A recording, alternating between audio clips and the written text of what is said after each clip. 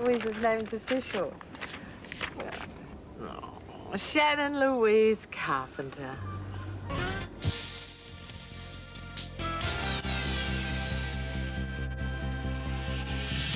Good evening and welcome to Tomorrow's World. Tonight, the Battle of Armagnac.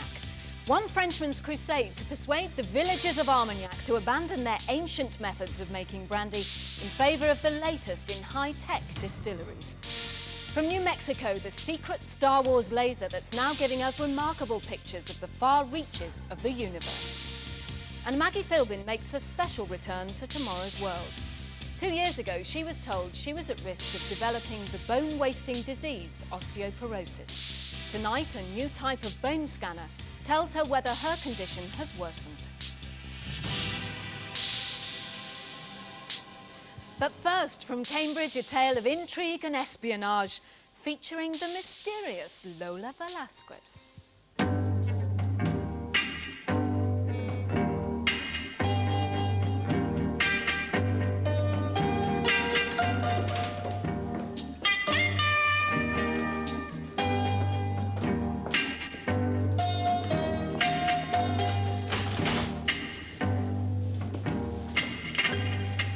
Security check. Voice recognition.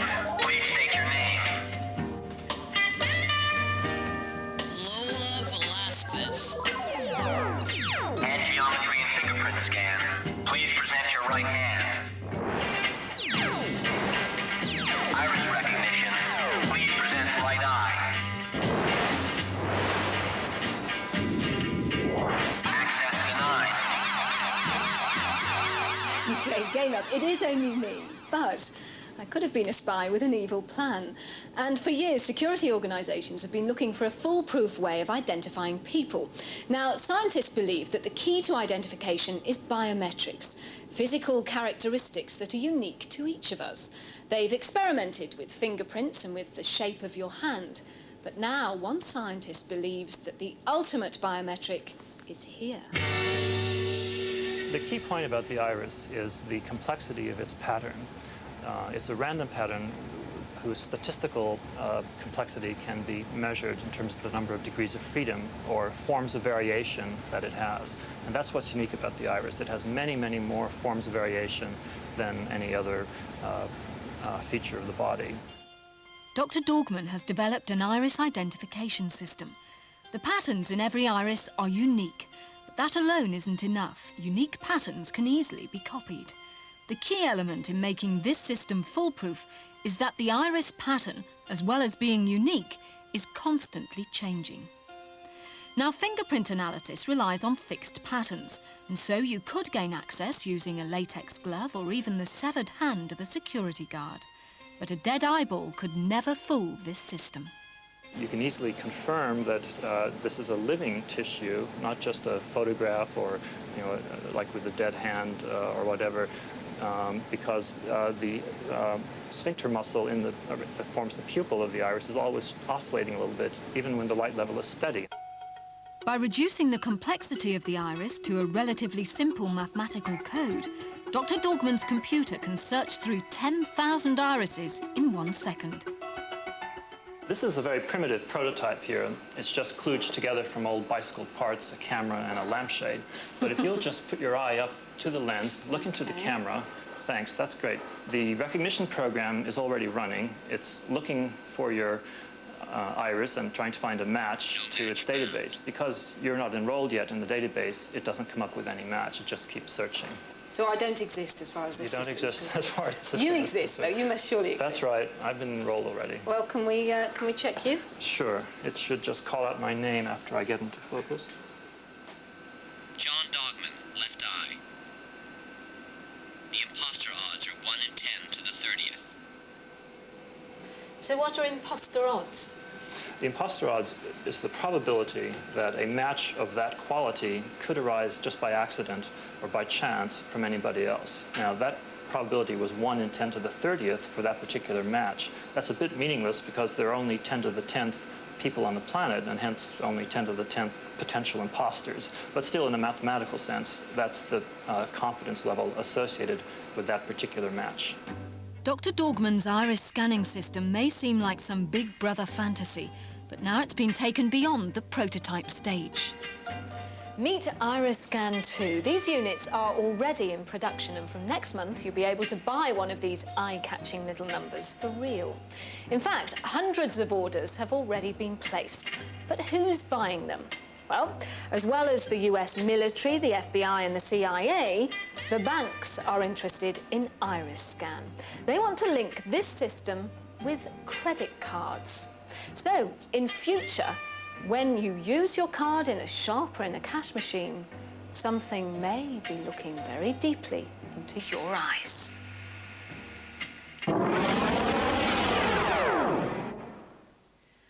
Osteoporosis is a terrible bone-wasting disease which affects millions of women in Britain. In later life, it can lead to fractures, but using a bone scanner, the early signs can be detected in women as young as 35. 2 years ago, former Tomorrow's World presenter Maggie Philbin was told she was at risk of developing osteoporosis. In a personal report, she finds out what the latest generation of bone scanners can say about the progress of her condition, and asks what medical science can do for the many women in the same position.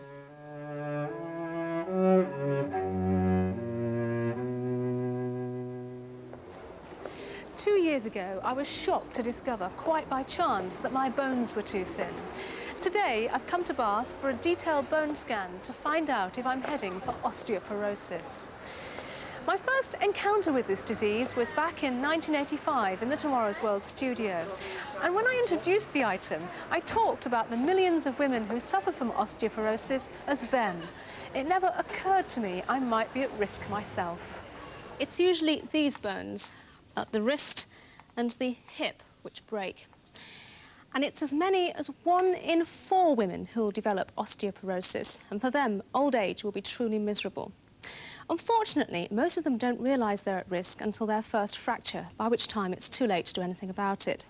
So scientists at Hull and Doncaster have developed... We were featuring an ultrasound scanner for measuring bone thickness.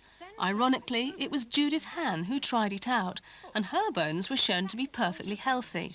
But if I had been checked, I might have been in for a nasty surprise. I assumed I was much too young to worry about something like osteoporosis. But 2 years ago, on another television programme, I was scanned. And to my horror, in my mid-30s, I discovered that my bones were thinner than average. Suddenly, I realised I might be one of those women for whom old age will be truly miserable. So today, at the Royal National Hospital for Rheumatic Diseases, they're going to use the very latest equipment to take a good look at my bones to see how much trouble I'm in and what, if anything, I can do about it. To some extent, none of us can completely avoid thinning bones. By about 40, everyone's bones start getting thinner and more brittle. It's worse for women because hormone changes after the menopause reduce the body's ability to make new bone. By their 80s, most women will naturally have lost half their skeleton. But with osteoporosis, the devastating damage starts much sooner. This is a section of healthy bone from a young woman. And this is from a 60-year-old with severe osteoporosis. It wouldn't take much to crumble the whole bone. That's what happened to Dulcie Curry, now in her early 70s. I was just walking along and I felt this awful pain in my back. So I went to the doctor and he sent me for an x-ray. And they said, oh, fracture in the spine. But at that time, nothing was said about osteoporosis. So tell me, have you had any other breakages?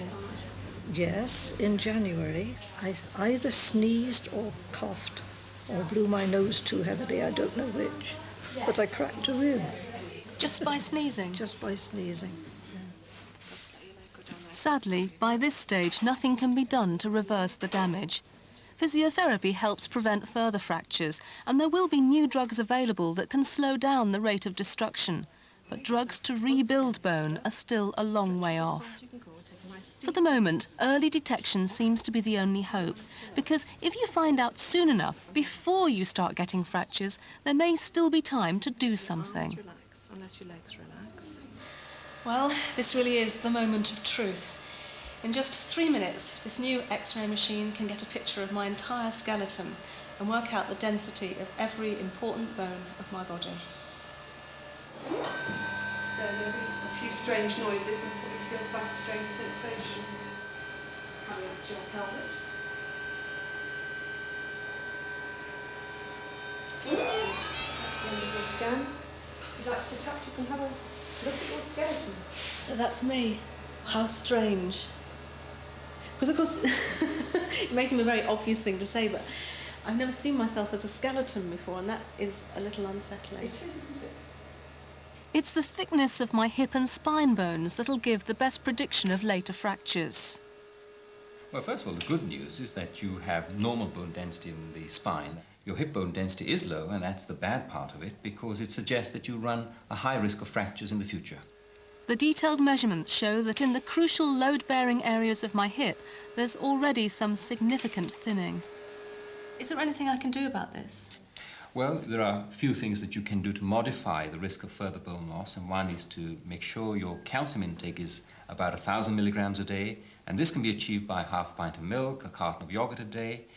Secondly, you can do exercises, particularly weight-bearing exercises such as running or aerobics, but not swimming. And what about the menopause? Well, you run a risk of losing bone at a fast rate at the time of the menopause, and with you having low bone density to begin with, it's critically important that you go on hormone replacement therapy at the time of the menopause. In a way, I'm lucky, because at least I've found out in time to do something positive about it. But what about other women? There's no screening programme. The Department of Health have recognised it would be a good idea to screen women at risk. That is, women whose periods have stopped for a certain amount of time, women who've had an early menopause, or taken corticosteroids for conditions like asthma or arthritis, or perhaps had an unexplained breakage after a minor fall. But I wouldn't have come into any of those categories. If you are at risk and you want to scan, you are really going to have to push for it, because in certain parts of the country there aren't many scanners. In Wales, there are just 3. When Dulcie was my age, scanners hadn't been invented. She only discovered she had osteoporosis when it was too late to do much about it. We now know a lot can be done to prevent the disease, but as things stand, many women who could be helped still won't find out until it's too late. I go to exercise classes, and I also do them at home every morning. And that way I just hope to keep the osteoporosis in check. Have to keep smiling, don't you? What's the good of being miserable? And if you want more information, the address of the National Osteoporosis Society and other details are on the Tomorrow's World CFAX page, which is page 623.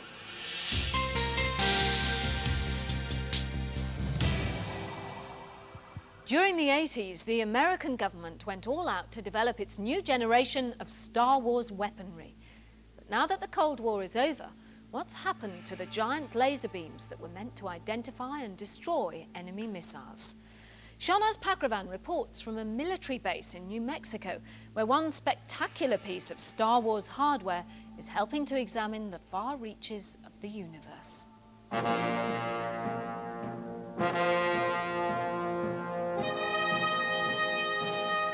This is the valley of the Rio Grande, and the deserts of New Mexico stretch for hundreds of miles in that direction. Now, it may look like we're in the middle of nowhere, but in fact, I've just driven onto a remote corner of one of America's largest military bases. And some of the finest minds in this country's defense program have traveled to work along this road. In the 1980s, President Reagan cooked up plans for some outlandish new technologies in the name of defending the United States. The scientists who came to work at this observatory on the Phillips Air Force Base were at the heart of these plans. It's only recently that their work has been declassified. Even though the Cold War is over, this telescope still looks like it's caught up in one of those bizarre Star Wars schemes. Because each night, it lights up this piece of sky with a giant laser beam. These military scientists were originally building a laser to help identify and destroy enemy satellites. But now that the Cold War is over, they've had to find other things to fire at. And their new targets are distant celestial objects. They've developed a bizarre way of studying stars that involves firing the laser straight into space. Over the years, astronomers have been building bigger and better telescopes to try and get a clearer picture of the universe. But they're now running up against a problem that size cannot solve. However big you build a telescope, the picture you get from it will always be blurred by the Earth's atmosphere. For an astronomer, looking through the atmosphere is like looking through a pane of frosted glass. The wave fronts from the objects out at the reaches of space are perfect plane waves until they reach the Earth's atmosphere. And then during the last millisecond of that light's journey, it gets scrambled by the atmosphere, and our telescopes can't form sharp images. The brash and expensive way to get a clearer view of a star is to go up into space and look from there. That's what the $4 billion Hubble Space Telescope is doing. But thanks to the astronomers here, now there's a more ingenious way. Stay right here on the ground and fire a laser beam directly at the star you want to look at. This allows the astronomers here to work out how the atmosphere distorts the light from the stars. Once the star under investigation has been located, the laser beam is fired up.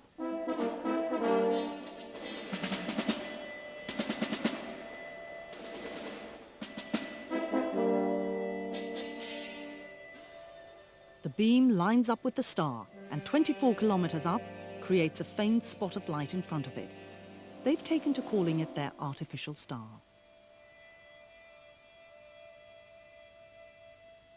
Back on Earth, the astronomers look at their artificial star through the telescope.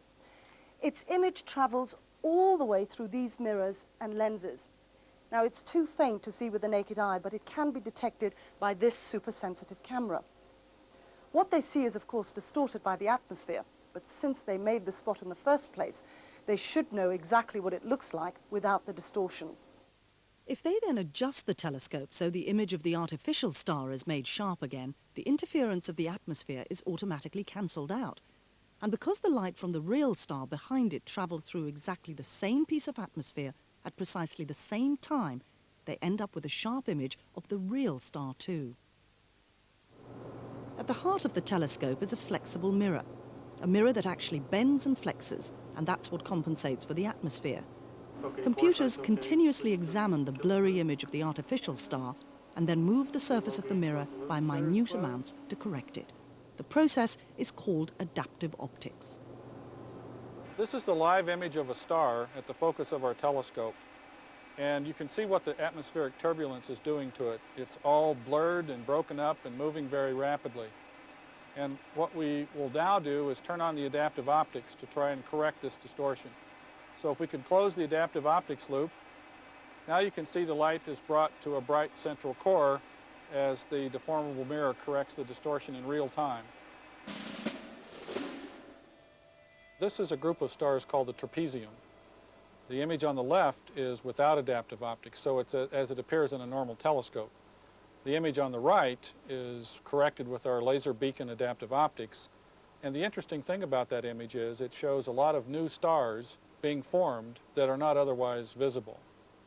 Another example is shown here. This is Saturn, and the view on the right is with our laser beacon adaptive optics. You'll notice it's much sharper, crisper, and its large moon, Titan, shows up very clearly where it's barely visible in the other image.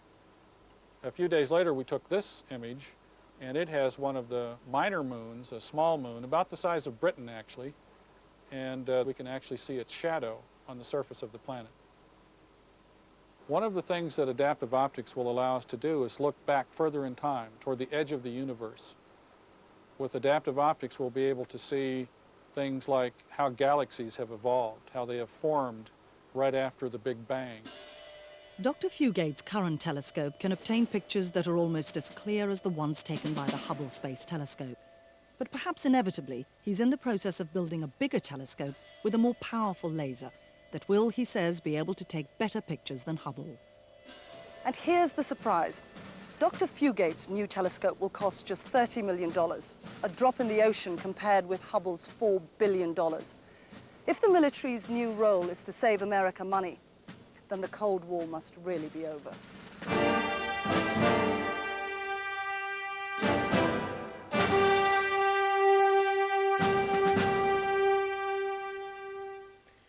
Now, when Howard Stableford heard that the introduction of the very latest technology was causing a small revolution in France's fiercely traditional brandy-making industry, he bravely volunteered to go on a mission to Armagnac to get to the bottom of this controversial story.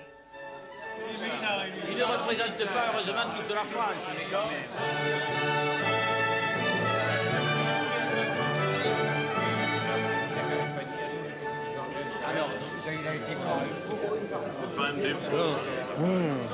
The sensation left on the palate after a sip of this is called dancing fire.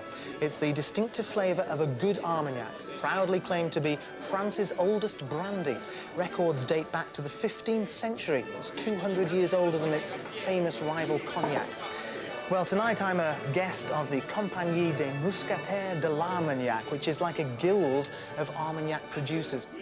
They're called Musketeers because D'Artagnan, yes, the swashbuckling hero of the famous Three Musketeers, was born around here, and his supposed liking for Armagnac has become enshrined in local history. Producing Armagnac is a passion around here. It's still made in exactly the same way as in D'Artagnan's time, and creating that unique flavour is very much considered a great art. So when I tell you that one of the musketeers sitting around this table has started to dabble in modern technology, you can appreciate that it's causing a bit of a stir. In fact, the man responsible is my host, who's sitting over there, Monsieur d'Artigalon. What he's gone and done is to install a fully automated distillery. Well, the big question is this the beginning of the end, or is this the beginning of a new era of even better Armagnac? Well, I've spent the day learning about both sides of the story. First, the traditional. Ah, Monsieur d'Artagnan, known as the patron saint of Armagnac. And this is the chateau where he lived, still owned by the same family and now surrounded by distilleries. Armagnac is distilled from wine, and part of its unique flavour comes from the type of grapes they use. But the taste also depends on the special way that it's distilled in these unique stills called alambics armagnacais. And of course, that's all down to the skill of the stillman, in this case, Monsieur Moreau. Bonjour, monsieur. Without his experienced nose and taste buds, the whole of this season's Armagnac from this distillery could go down the drain. Now, Armagnac stills are different to those used for other spirits. Basically, there are two columns, one with a furnace at the bottom. What happens is cold wine is fed into the bottom of the first column and it rises up past a series of coils. The wine flows into the second column where it drips down over a series of copper plates. Meanwhile, the heat from the furnace evaporates the wine and the vapour passes back to the first column where it passes down through the coils, where cold wine on its way up condenses the vapour back into a liquid. And at the bottom you get eau de vie, which will eventually mature into the Armagnac. And the whole system just keeps on going. But it's got to be constantly monitored. There's a fine balancing act to getting the temperatures right throughout the process. Too hot and you can burn off the flavours in the original wine. But too cold and you could leave in some of the wrong kinds of alcohol. Some, like methanol, are poisonous if they're left in after distilling. So crucial to the whole process is evaporating out the harmful alcohols without losing the good stuff. And all that is down to Monsieur Moreau's fine judgment. If the eau de vie isn't exactly to his taste, he'll adjust the flow of the wine to alter the rates of evaporation. So that's the way it's always been done, until Monsieur d'Artigalon decided it was all a bit archaic. Down the road, he runs the oldest commercial distillery, passed down from father to son since 1838. But now his export market's taking off in a big way. He reckons he's got better things to do than nurse his alambic all day. So he's invested 2 million francs in a completely automatic distillery. At first glance, the new still looks quite like the others. And it works in pretty much the same way. The difference is no one operates it, no one tends the furnace, and there's no Monsieur Moreau to taste the eau de vie. All the temperatures and alcohol contents are monitored by a series of sensors linked to a control box. If the incoming wine gets too hot, it'll trigger an extra cooling system round the condensers. If the poisonous alcohols aren't evaporating out at the right rate, it'll automatically regulate the heat from the furnace and the wine flow, and carry on distilling until it samples perfect eau de vie. And with all this continuous fine-tuning, it pumps it out at twice the rate of a conventional still. Monsieur d'Artigalon seems well satisfied with his new investment. Je pense que les producteurs locaux ont peut-être été en départ un peu jaloux, mais j'ai essayé de prouver qu'on pouvait faire des alcools, des armagnacs bien meilleurs. Et peut-être il y a une certaine jalousie qui est venue de leur part parce qu'ils ne pouvaient pas nous égaler dans la qualité que l'on allait proposer à nos clients. Voilà. But I wondered if anyone with enough money could now buy one of these and make perfectly good Armagnac. Ah, naturellement, tout le monde peut acheter un alambic comme le nôtre et faire un Armagnac aussi bon, mais nous, on aura un avantage, c'est qu'on l'a acheté avant les autres. Et on aura une expérience que peut-être les autres n'auront pas de suite, et nous serons déjà loin. But his fellow musketeers may prefer to keep things where they are. Il faut garder la tradition de la distillation, du vieillissement et de la coutume. Voilà. Pour la production du produit, tel que nous l'élaborons, que nous le faisons vieillir, l'ordinateur n'a rien à y voir, et heureusement. Tout ce que l'on ressent par la couleur, regardez cette couleur merveilleuse, etc. Je ne sais pas si lors d'une... toutes les technologies nouvelles pourront apporter un plus. Mais pourquoi pas? So there we have it. Of course, final conclusions can only be made when Monsieur d'Artigalon's new Armagnac has aged enough to sample it, and probably for a long time after that. Until then, well, we'll just have to put up with this. Gentilhomme mousquetaire! Tous pour un pour tous!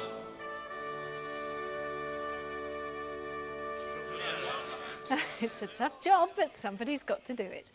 Now, finally, before we go, there's just time to tell you of next week's special edition of Tomorrow's World, brought to you from one of the coldest and most beautiful places in the world, Siberia.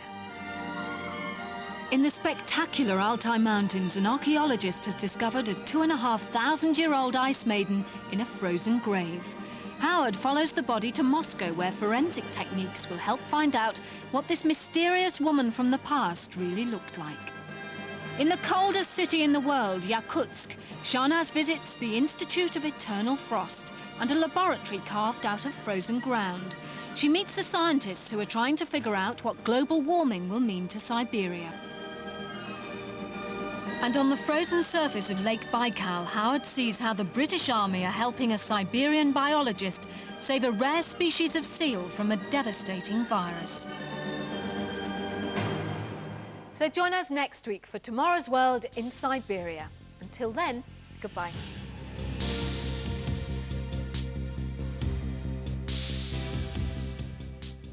Lovejoy's heart starts to flutter and his business head takes flight next tonight here on BBC1.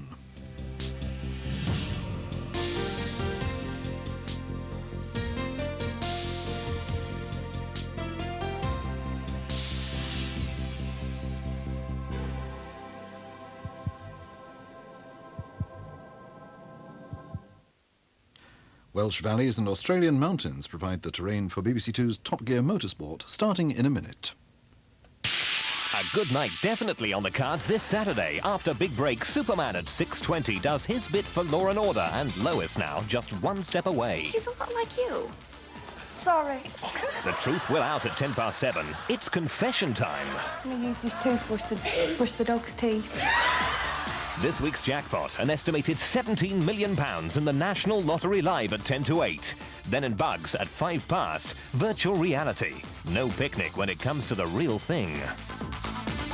Saturday on BBC1. When it comes to spotting fakes, BBC1's Lovejoy knows his stuff, but when a femme fatale walks in, it's fatal.